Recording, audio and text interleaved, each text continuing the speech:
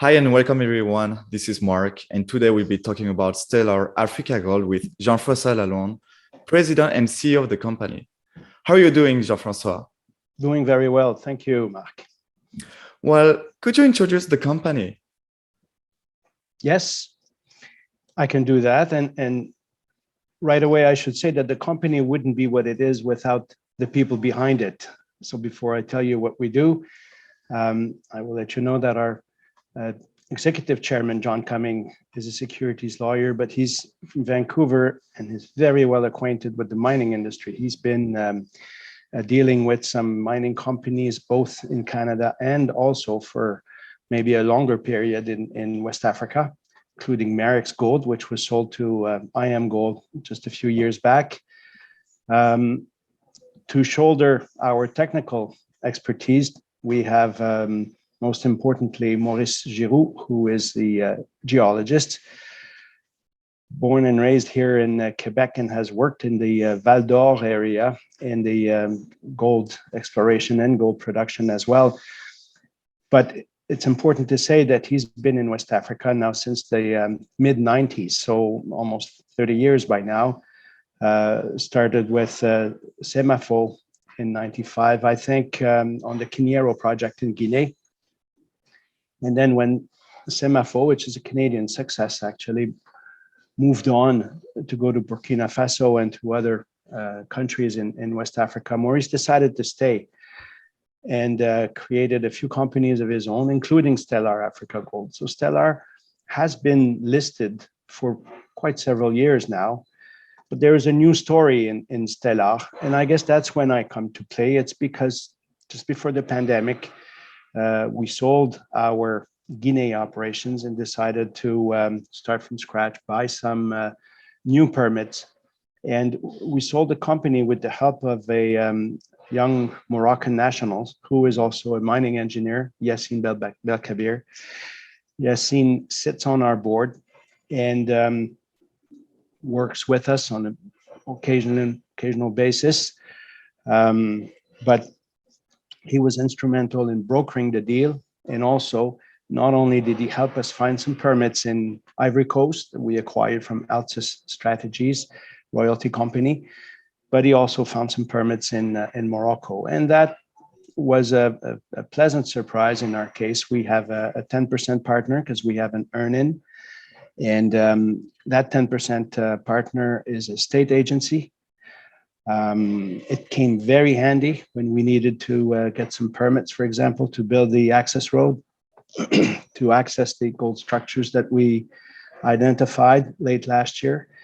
And frankly, it's gone very well. We not only have nothing to report, but negatively speaking, but we've decided to make Morocco our focus, at least for the moment. So that's where our exploration programs are focused, and it's been great so far. So that's basically, in a nutshell, what the company is all about, and the people and the program or the plan for future exploration.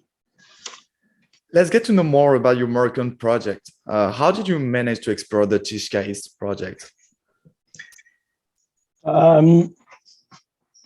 We didn't want to go wild and start spending money left, right, and center. We started with the normal steps, I guess, when it's very early stage. We did some stream sediment sampling. We started with some of the anomalies that had been identified by our partner, ONEM, because they had these permits for quite some time. And the problem was the access, because it's about 8 kilometers from the closest paved road, closest village. So that means there is an 8-kilometer trek, just like a mountain hike, to get to where we are. We are at 2,500 meter altitude. It's not easy to get there, but we had a crew of Moroccans, of local people who live nearby that were more than willing to come and help. And we dug some trenches depending on where we found some anomalies after the stream sediment sampling programs that we had. And frankly, those trenches brought back some great results. And that's what prompted us to do our first phase drilling campaign just recently. So that's how it evolved over the past year, I should say, because it's about this time, back in September, October, that we did the first few trenches. First report came out a little later, and it's in October that we announced the gold discovery from these trenches that we did. So that's why we've decided to focus on Tichka and not put on hold, but slow the pace on the Mali Namarama project for now. It was about to be my second question. What about the Namarama project? Did you encounter the same difficulties of access? It's good you ask, because the answer is no. That project is drill ready. It's easily accessible. It's very close to the national road grid system. Actually, it's not a main highway, but it's a paved road in very good condition that leads from Bamako to the border of Guinea towards Siguri. And we are just a few kilometers off that main road. So, and Mali being what it is, it's mostly flat country. We didn't need to spend any money on an access road. We were able to get there with some heavy mechanical equipment. So as opposed to doing trenches with hand tools like we did for Morocco, we used mechanized equipment in the case of Mali, and we were able to do 3 to 4 meter deep trenches. For those who can access our presentation on our website, you'll have a few pictures of these trenches and the showings in these trenches. So no, that one is much easier to do, and that's why I said it's drill ready, except that we've decided to focus on Mali for the drill program. Sorry, not on Mali, but on Morocco for the drill program. We may have an initial program in Mali later on. We haven't decided yet. That's in the plans for future exploration work. So about these projects, could you tell us what is your company's work program? Yes, basically more of the same. That means more trenches, more drilling.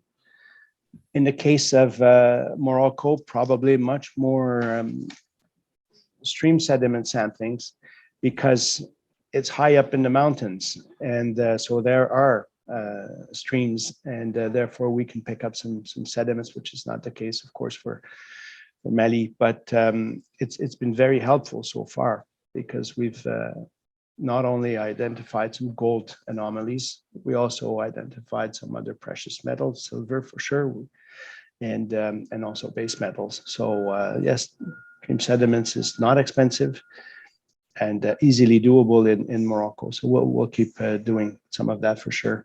But the drilling, I guess, is the most important. And about the future timeline, what could investors expect in the short-term and long-term outlook? Well, we just finished the first phase of that drill campaign. So we sent all the samples over to the lab. It's trickling now. We've received some back. Our team of geologists, because not only Monsieur Giroux here in Canada, but also we have a peer review independent geologist who is providing us with some help. But we also have our team of geologists in Morocco, in situ. Mr. Ali Sakak is a retired geologist from state-owned company Managem, an acquaintance of Maurice for many years. And Mr. Sakak has a few junior geologists working alongside with him. So all of these guys are currently analyzing the results, tabulating the results, and hopefully within a few weeks, we should be able to start releasing the news from this first phase drill campaign that we had. So that's what investors can expect from us. And in parallel to this first phase drill campaign, we were also doing some trenches on some new permits that we acquired in Morocco that are nearby. They're all juxtaposed next to each other. So yeah, we're trying to expand our discovery in that area. So more results from both trenches and from drill campaigns. Let's take now a broader look. Why do you think it is important to focus on electrical metals now? Well, it's in the news, right? This e-economy, or the green economy that is very important in the transition. Everyone knows that there's not enough copper to supply the car manufacturing industry. So there will be a need for new mines, but it's not only copper. Because we are mostly in precious metal, gold and silver, there are quite a number of industrial application to silver. And in fact, there is a lot of silver in those Tesla cars that are being produced.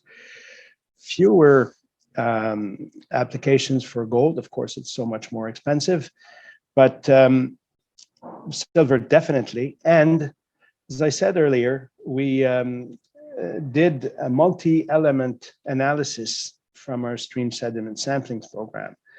And we found a number of anomalous zones for not only silver, but also copper, lead, and zinc.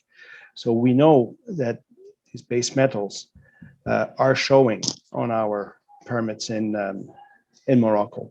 So we fully intend to participate to this new green economy because time will tell what we have when we start analyzing and when we understand a little better. And, you know, if we're lucky, there could be important presence of these base metal element that I just mentioned, copper, lead, and zinc. So that would be really pleasant in our case if we were to be able to prove this. So that's our contribution to the green economy. Okay, well, it was my last question. Jean-François, thank you for your time and thank you for talking more about your company, Stellar AfricaGold. Very welcome. It's been a pleasure, Mark. Anytime. Looking forward to speaking with you again. Cheers.